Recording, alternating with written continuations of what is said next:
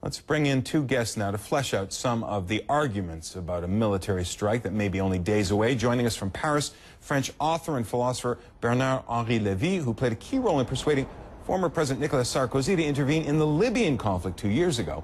And from our London studios, former British Member of Parliament Tony Benn, who's also president of the Stop the War Coalition.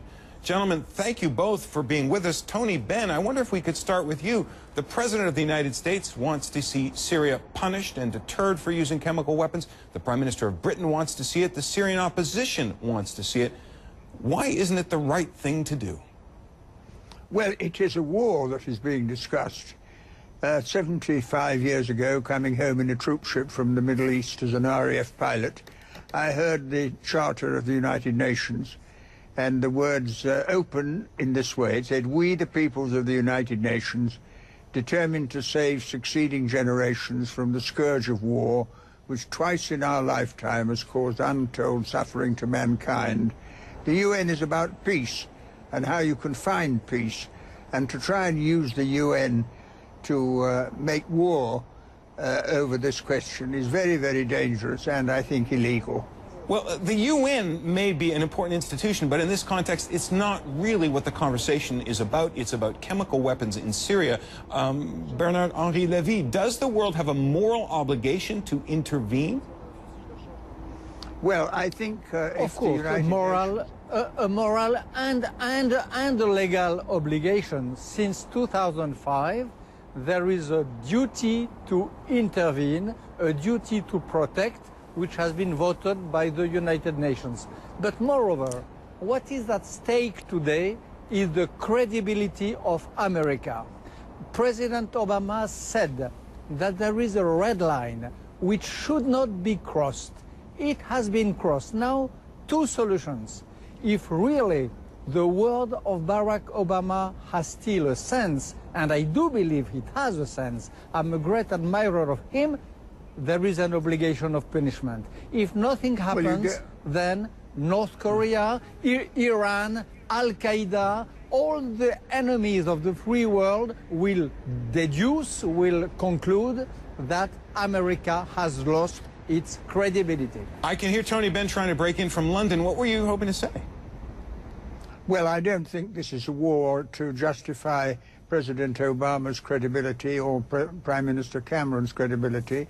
It is a war that these countries want because they want to intervene in the Syrian civil war, and this is the excuse they're using. But I don't believe that the United Nations It is Charter... a war to save. It is a war to save civilian lives. First of all, it is a war to stop use of gas. Second thing, do you say yes or do you say no to use of gas? This is the moral question of today. Are we in favor of gas or do we think that gas is a shame? This is the dividing line of today. Tony Benn?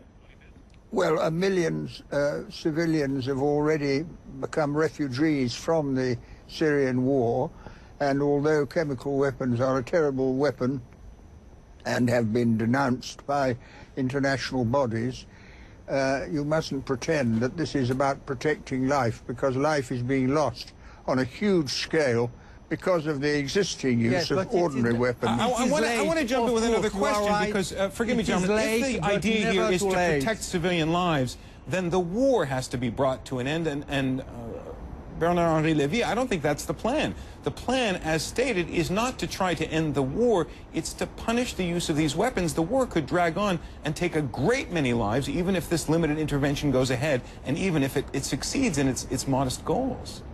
Well, it is a war. We are being asked to go to war, and this war will have consequences of a very profound nature in the Middle East. What will Iran do? What will Egypt do? This could lead to a really, really serious international crisis. And the fact that we said we were doing it to protect life will not carry any weight with world public opinion. You have any thoughts about that? The question today is, do we accept that Bashar al-Assad kills tomorrow with gas or without gas new others, hundreds of people? Do we accept that? Or do we decide to stop the bloodbath. And if we stop the bloodbath, it will weaken the enemies of the peoples in this area. It will weaken Iran. It will weaken Hezbollah. It will weaken all the forces which are against democracy and the peoples. Therefore, it is not a war to make war. It is a war to create more peace in this area and in this country, which is really torn out and destroyed in a savage way since 2.5 years. So you are saying, Bernard-Henri Lévy, you are saying that the West must topple the Assad regime? No, what I'm saying is that of course, when a dictator has decided to gas its own people, when he has already killed 120 of these citizens, when 1 million refugees are abroad, then there is a moral duty to topple the dictator, or at least to leave him a sort of any exit possible, but he has lost any right to govern its people.